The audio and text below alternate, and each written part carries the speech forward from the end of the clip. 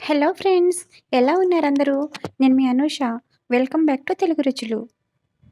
ఈరోజు తెలుగు రుచుల్లో మనం ప్రాన్స్ బిర్యానీని ఇంట్లోనే ఎంత ఈజీగా, ఎంత టేస్టీగా రెస్టారెంట్ స్టైల్‌లో ప్రిపేర్ చేసుకోవచ్చో తెలుసుకుందామండి. మనం బయట నుంచి తెచ్చుకున్నప్పుడు చాలా బావుంది అని అనుకుంటాం కదా! అదే టేస్ట్ తోటి మనం ఇంట్లో కూడా ప్రిపేర్ చేసుకోవచ్చండి. మెజర్‌మెంట్స్ అన్నీ కరెక్ట్‌గా ఫాలో అయితే అంతకంటే మన ఇంట్లో బిర్యానీ చాలా టేస్టీగా ఉంటుందండి. మనం రెగ్యులర్‌గా చికెన్ తోటి, మటన్‌తోని చేస్తూనే ఉంటాం గదండీ! ఈరోజు అందుకని నేను ఫ్రాన్స్ తోటి చేస్తున్నాను. ఈ రొయ్యలు కేజీ తీసుకున్నానండి నేను. కేజీ తీసుకుంటే అవంతా క్లీన్ చేసి, వాష్ చేసేసరికి హాఫ్ కేజీ వరకు అయింది. దాన్ని శుభ్రంగా 2, 3 సార్లు వాష్ చేసుకున్న తర్వాత, ఇప్పుడు కొంచెం అందులోకి నిమ్మరసం యాడ్ చేసుకొని, కొంచెం పసుపు యాడ్ చేసుకుంటున్నాను. నిమ్మరసం ఎందుకోసం అంటే, కొంచెం రొయ్యలు అనేది కొంచెం ఒక రకమైన స్మెల్ ఒస్తుందండి. ఆ స్మెల్‌ని మనం పోగొట్టడానికి నిమ్మరసం గూడా అందులో యాడ్ చేస్తామనమాట. వాష్ చేసుకునేటప్పుడు గూడా 2, 3 సార్లు కొంచెం ఎక్కువగానే వాష్ చేసుకోవాలి. ఆ తర్వాత అందుట్లోకి ఒక 5 స్పూన్ల వరకు కారం వేసుకోవాలి. ఒక 2 స్పూన్ల వరకు ఉప్పు వేసుకోవాలి. ఆ తర్వాత ఒక 3 స్పూన్ల వరకు ధనియాల పౌడర్ వేసుకోవాలి. ఆ తర్వాత ఇప్పుడు అందుట్లోకి మనం కొంచెం బిర్యానీ మసాలా వేసుకోవాలి. నేను జీలకర్ర పొడి కూడా కొంచెం వేశానండి. ఆ తర్వాత ఒక స్పూనున్నర వరకు అల్లం వెల్లుల్లి పేస్ట్ వేసుకోవాలి. ఈ రొయ్యలకి కొంచెం మసాలా ఎక్కువ పడుతుందండి. మనం చేపలకి ఎలా అయితే కొంచెం ఎక్కువ వేసుకుంటామో చికెన్ కంటే దీనికి కూడా అంతే కొంచెం ఎక్కువ వేసుకోవాలండి. సీ ఫుడ్ కదా! దీనికోసం అని చెప్పేసని కొంచెం మసాలాలు ఎక్కువగా యాడ్ చేసుకోవాల్సి ఉంటుంది. బిర్యానీలో కూడా, రైస్‌లో కూడా ఇదే మసాలా కాబట్టి మనం అందుకని సరిపోని వేసుకోవాలండి. ఇదంతా ఒకసారి బాగా మిక్స్ చేసుకోవాలి. అందులోకి 4 స్పూన్లు కర్డ్ కూడా వేశాను. ఇప్పుడు ఒక అర్ధగంట సేపు దాన్ని పక్కన పెట్టుకుందాము. ఇవి బాస్మతి రైస్ అండి. ఇవి కూడా సేమ్ అండి. హాఫ్ కేజీ తీసుకున్నాను. బాస్మతి రైస్ ఎప్పుడైనా గానీ కొంచెం పాతవి చూసుకొని తీసుకోండి. అప్పుడే బిర్యానీ బావుంటుంది. బియ్యాన్ని గూడా బాగా కడిగేసి ఒక అర్ధగంట సేపు నానబెట్టుకోవాలి. ఆ తర్వాత ఇప్పుడు స్టవ్ పైన ప్యాన్ పెట్టుకొని అందుట్లో ఒక 4, 5 స్పూన్ల వరకు నూనె యాడ్ చేసుకోవాలి. నూనె కొంచెం వేడైన తర్వాత మనం బ్రౌన్ ఆనియన్స్ కోసం అని చెప్పేసని ఆనియన్స్ ఫ్రై చేసుకుంటున్నామండి. బిర్యానీ అనేసరికి కంపల్సరీగా బ్రౌన్ ఆనియన్స్ ఉండాలండి. ఎందుకంటే ఇవి ఉంటేనే చాలా పర్ఫెక్ట్ టేస్ట్ వస్తుంది బిర్యానీకి. ఇందుట్లో కొంచెం సాల్ట్ యాడ్ చేసుకోవటం వల్ల తొందరగా ఫ్రై అవుతాయండి. కరెక్ట్ కలర్ కూడా వస్తుంది. తొందరగానే ఫ్రై అయిపోతాయి. ఇప్పుడు వీటిని తీసుకొని పక్కన పెట్టుకుందాము. ఇప్పుడు అదే కళాయిలో మనం మిగతా ప్రిపరేషన్ చూద్దాము. ఇప్పుడు అందుట్లోకి ఒక 2 బిర్యానీ ఆకులు వేసుకోవాలి. ఒక తర్వాత ఒక 4 పచ్చిమిర్చిని పొడుగ్గా చీల్చుకొని ఏసుకోవాలండి అందుట్లోకి. బిర్యానీలోకి ఎప్పుడైనా పొడుగ్గానే ఉండాలండి. పచ్చిమిర్చి గానీ, ఉల్లిపాయలు గానీ, మనం కర్రీకి కట్ చేసినట్టు చిన్న చిన్న పీసులుగా కట్ చేయకూడదు. అవి కొంచెం ఫ్రై అయిపోయిన తర్వాత అందుట్లోకి ఒక టొమాటో వేసుకోవాలి. టమాటో ఆప్షనల్ అండి. మీ ఇష్టం అయితే ఏసుకోవచ్చు. లేపోతే లేదు. ఎందుకంటే గ్రేవీ ఇంకొంచెం ఎక్కువొస్తుంది. మసాలా ఇంకొంచెం ఎక్కువగా ఉంటుంది.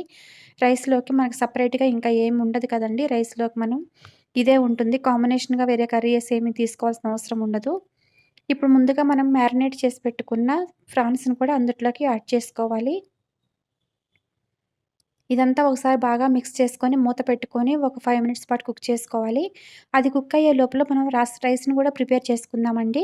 ఒక పెద్ద గిన్నె తీసుకొని అందులో ఒక 2 లీటర్ల వరకు యాడ్ చేసుకోవాలి వాటర్‌ని. అది కొంచెం బాయిల్ అవుతుండగా అందుట్లోకి కొంచెం ఒక స్పూన్ ఆయిల్ వేసుకోవాలి. ఒక స్పూన్ వచ్చేసి ఉప్పు వేసుకోవాలి.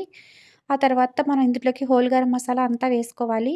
మనం ఆయిల్ ఎందుకు యాడ్ చేసుకున్నామంటే రైస్ అంతా పొడి పొడిగా రావటం కోసం అని చెప్పేసని ఆయిల్ యాడ్ చేసుకుంటామండి వాటర్‌లోకి. అప్పుడు రైస్ పొడుగ్గా రావటమే కాకుండా పొడి పొడిగా అవుతుంది. చాలా బావుంటుందనమాట.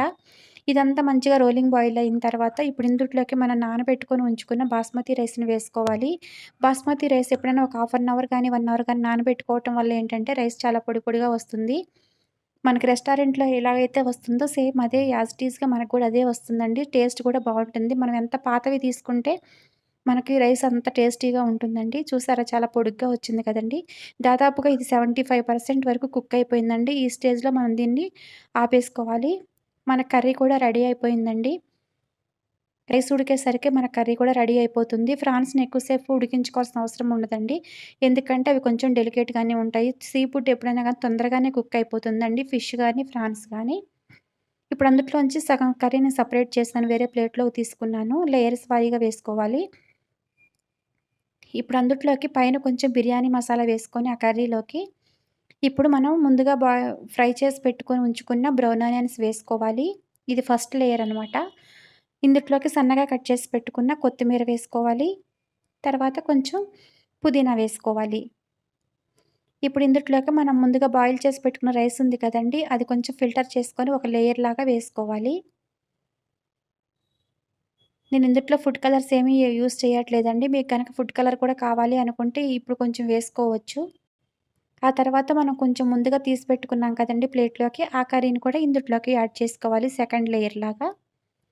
మొత్తం సమానంగా వేసుకోవాలండి అన్ని వైపులా కూడా. మధ్యలో ఒకటే చోట వేసుకుంటే మనం తీసేటప్పుడు ఒకవైపే వస్తాయండి పీసులు మొత్తం.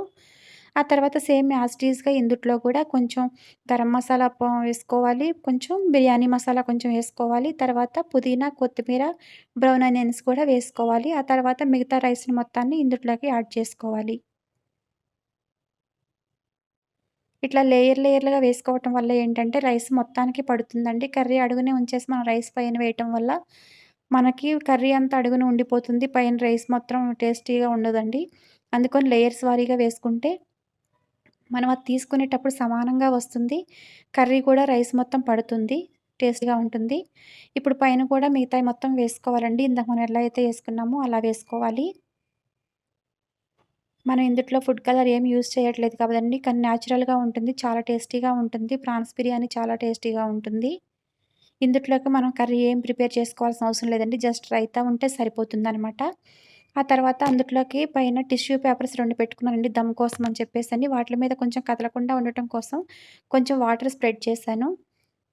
ఒక 10 నిమిషాల సేపు అలా ఉంచుకున్న తర్వాత దాన్ని కింద వేరే నాన్ స్టిక్ ప్యాన్ ఉంటుంది కదండీ! మనం దోసలు వేసుకునే ప్యాను. ఆ ప్యాన్ పెట్టుకొని దానిపైన మనం కళాయి పెట్టుకోవాలండి. ఎందుకంటే డైరెక్ట్‌గా అలా పెట్టేసుకుంటే మాడిపోతుంది. అలా కళాయి కింద పెట్టుకోవటం వల్ల అప్పుడు మనకి కరెక్ట్‌గా వస్తుందనమాట పొడి పొడిలాగా. చూసారు కదండీ! ఒక 5 మినిట్స్ పాటు అలా ఉంచేసుకొని స్టవ్ ఆఫ్ చేసుకొని ఒక 10 మినిట్స్ రెస్ట్ ఇవ్వాలండి. స్టవ్ ఆపటంతోనే కూడా మనం బిర్యానీని బయటకి తీయకూడదు. ఒక 10 మినిట్స్ రెస్ట్ ఇచ్చిన తర్వాత తీసుకోవాలి. చూసారు గదా! కొంచెం గూడా మెత్తగా అవ్వలేదు. మంచి కలర్‌ఫుల్‌గా ఉంది అసలు. ఎంత బావుందో కదా అండి.